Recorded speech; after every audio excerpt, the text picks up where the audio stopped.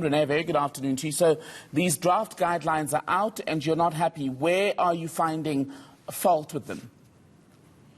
Yeah, it's important to say that Equal Education and the Equal Education Law Centre thinks it's critically important that these issues are addressed in schools, and we recognise that the intention of these guidelines are to support schools in being more inclusive spaces. But we also want to emphasize that doing that must happen in as sensitive a manner as possible, which grapples with all the complexities. And these guidelines published by the WCED are simply inadequate in achieving that purpose. It contains incredibly vague and non-committal language. It speaks in very broad terms about what the obligations of schools are, and in fact sometimes makes it sound like it's up to schools to decide whether they want to be inclusive or not. The policy makes basic errors, like, for instance, using very binary pronouns, his and her, in a policy that's supposed to be inclusive of various gender identities. It does things like confuse sexual orientation and gender identity and use terms interchangeably in a way that makes no sense, and it's actually quite offensive. And the policy, it was originally published as a policy last year, and the department has now published it as guidelines without explaining the rationale for that.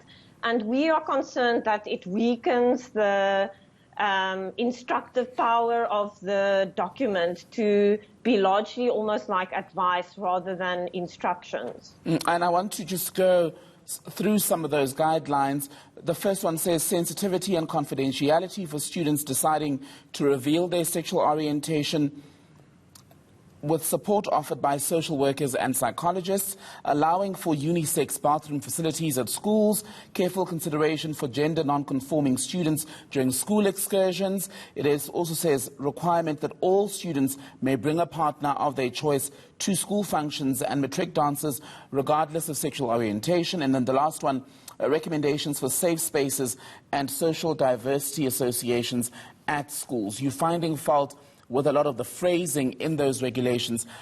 When you tighten them, I want us to delve into the importance of language and the difficulty around misgendering and that sort of thing, and why it's so important to strike that balance and get it completely right. It's critically important, because this policy deals with learners' identities and how those identities are respected in the school community. And we know that in many school communities, it also has to serve a purpose of educating school communities on some of these issues, because it might be that someone who is in an authoritative position in a school has not thought properly through how to create a more inclusive school environment and aren't aware of problems such as, for instance, misgendering and the effects of that.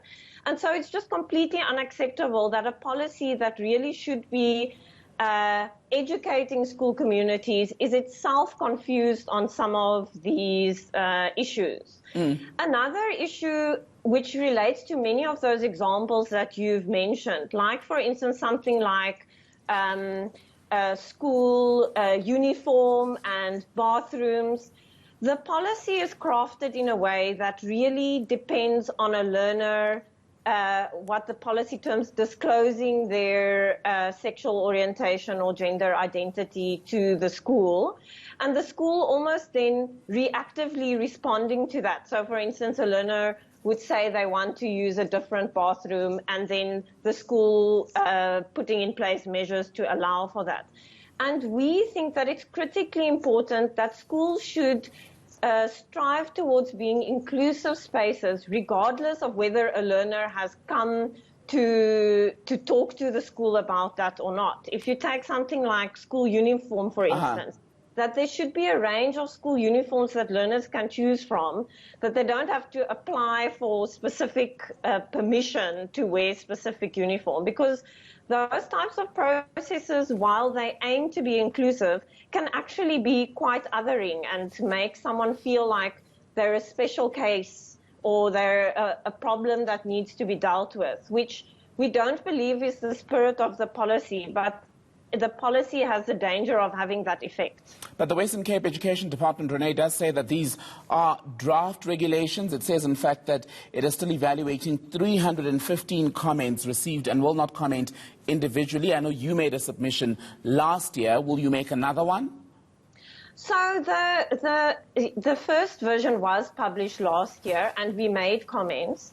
The new version, which has now been recrafted as guidelines, was published in March this year, and disappointingly, it reflected very few changes to the previous draft, even though Equal Education and the Equal Education Law Centre and a number of other civil society organizations made detailed submissions on these draft documents. We again in March submitted a comment on the revised guidelines, and it's now critically important to have these conversations in the public domain to ensure that the public is aware of some of the flaws in this policy, and that we put pressure on the WCED to fix those problems, because DA officials have been lauding this policy in the public domain as the first policy of its kind, which rightly it is. But we have to be careful with our praise without interrogating the specifics of the document. And just on that very quickly, Renee, what's happening in the other 8 provinces? We haven't heard any developments of a similar nature in other provinces, but it is likely that one might see other provinces follow suit. Renee, thank you so much for speaking to us. That was Equal Education's co-head of research, Renee McFarlane, speaking to us on ENC.